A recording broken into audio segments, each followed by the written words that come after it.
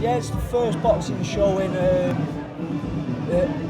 ever in that arena, so it's a bit of a historical day for Manchester, and I'm just buzzing to be part of it. There'll be a lot of Blues going over from the Southampton game and doing both, so no, absolutely buzzing. And in just one word for yourselves, do Man City win the league? Of course. Of course they do. Don't be silly.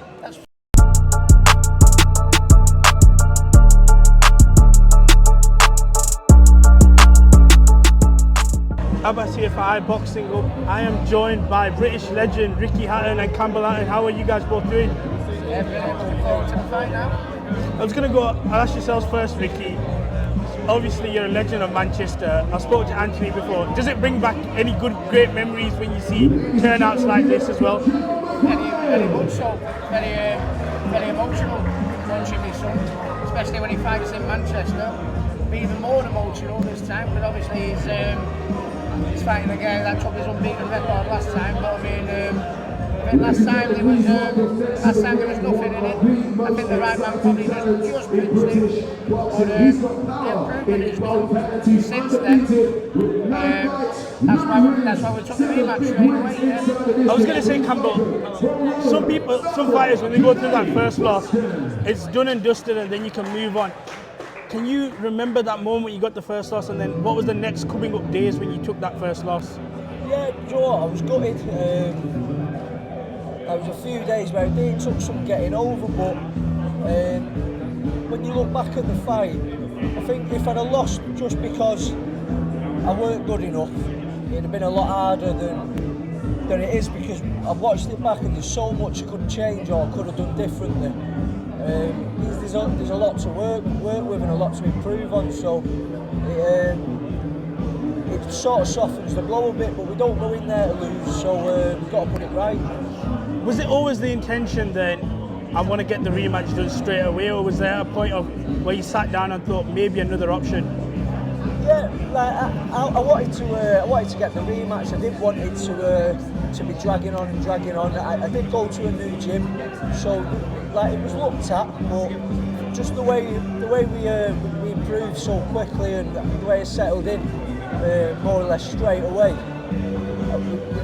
we're that confident that we could go straight in there and get the win. And for you, Ricky, like, what advice did you give to Campbell after obviously the loss? Was there any specific things that you can recall on that? Like, I've been through this particular emotion. Not necessarily. I think me and Campbell met the next day, and before he opened my mouth, he knew, you know what I mean? So I mean, it's just a little bit of a change of camp. You know, just come back to basics. You know, remembering the fundamentals. You know what I mean? You know, Ben and Baz will have the game plan. You know, we're all sorted out. You know, but it was a very, very close fight last time. You know, not much in it at all. I think maybe he just pinched it, but with the changes that he's made in attitude, and you know, he knows exactly what he's going to do. You know what I mean? He showed a lot of heart, a lot of balls last time, but he didn't show that boxing brain which we know he's got.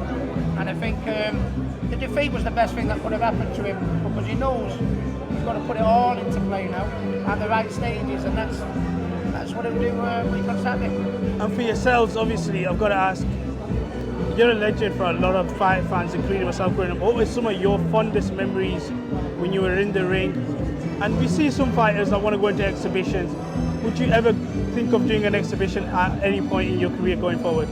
Well, I did one, didn't I, against Marco, to be honest with you. So it's great experience.